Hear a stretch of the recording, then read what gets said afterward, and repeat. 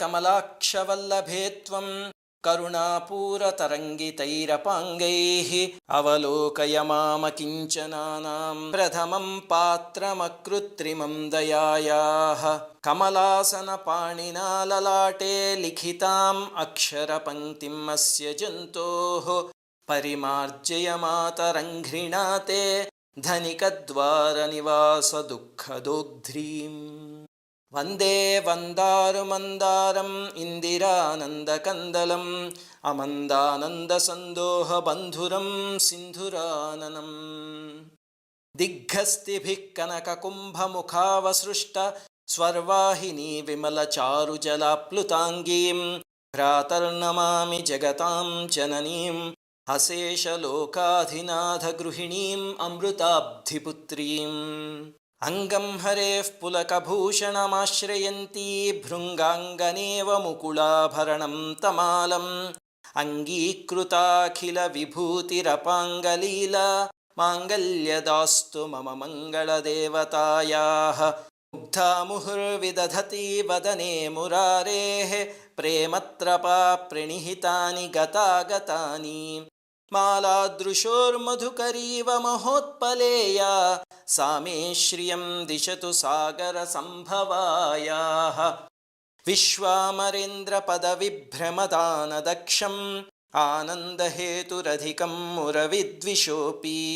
ईशन्निषीदतु मयि क्षणमीक्षणार्थम्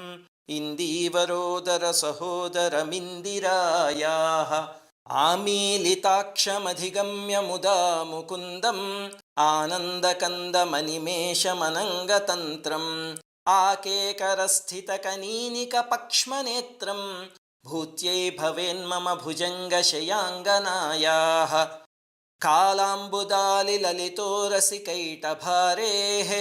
धाराधरे स्फुरति या तटिदङ्गनेव मातुः समस्तजगतां महनीयमूर्तिः भद्राणि मे दिशतु भार्गवनन्दनायाः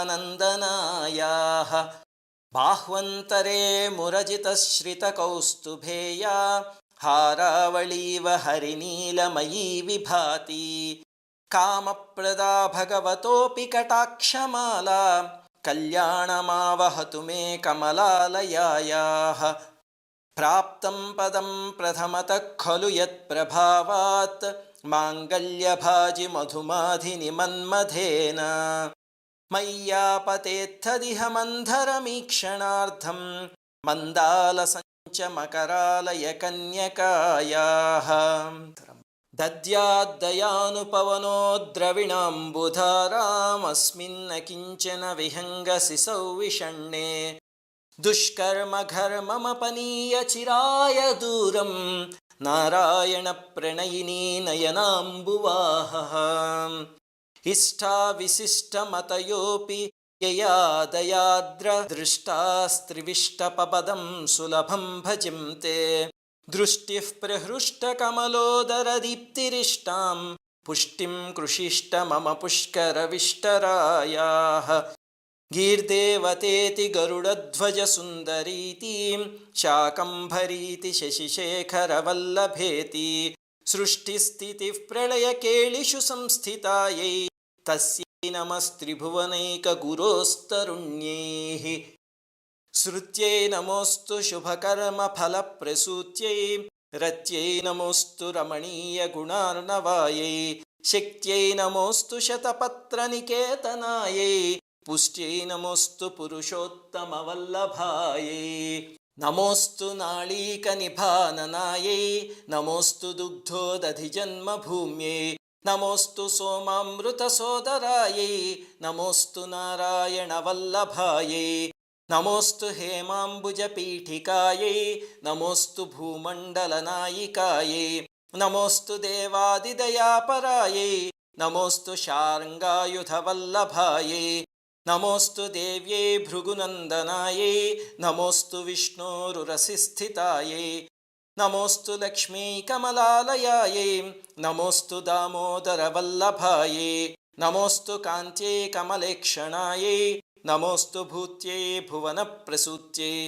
नमोऽस्तु देवादिभिरर्चितायै नमोऽस्तु नन्दात्मजवल्लभायै ಸಂಪತ್ಕರಾಣಿ ಸಕಲೇಂದ್ರಿಯನಂದನಾನಿ ಸಾಮ್ರಾಜ್ಯದಾನನಿರತಾನಿ ಸರೋರುಹಾಕ್ಷಿ ತದ್ವಂದನಾನಿ ದುರಿತೋದ್ಧರಣೋದ್ಯತಾನಿ ಮಾಮೇವ ಮಾತರನಿಶಂ ಕಲಯಂತು ನಾನ್ಯೇ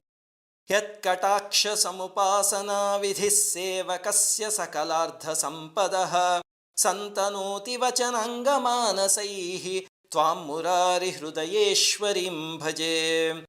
ಸರಸಿಜನಯನೆ ಸರೋಜಹಸ್ತೆ ಧವಳತರಾಂ ಶುಕಗಂಧಮಾಲ್ಯಶೋಭೆ ಭಗವತಿ ಹರಿವಲ್ಲಭೆ ಮನೋಜ್ಞೆ ತ್ರಿಭುವನಭೂತಿಕರಿ ಪ್ರಸೀದ ಮಹ್ಯಂ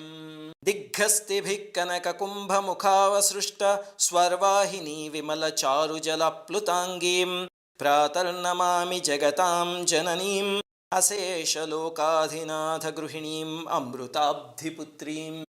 ಸ್ತುವಂತಿ ಯೇ ಸ್ತುತಿಭಿರಮೋಭಿರನ್ವಹಂ ತ್ರಯೀಮಯೀಂ ತ್ರಿಭುವನಮಾತರಂ ರಮಾಂ ಗುಣಾಧಿಕಾ ಗುರುತರ ಭಾಗ್ಯಭಾಜಿನೋ ಭವಂತಿ ತೇ ಭುವಿ ಬುಧ ಭಾವಿತಾಶಯಾಃ ಸುವರ್ಣಧಾರಾ ಸ್ತೋತ್ರಂ ಯಚ್ಛಂಕರಾಚಾರ್ಯ ನಿರ್ಮಿತಂ ವಿಸಂಧ್ಯಂ ಯಃ ಪಠೇನ್ನಿತ್ಯಂ ಸ ಕುಬೇರ ಸಮೋ ಭವೇತ್.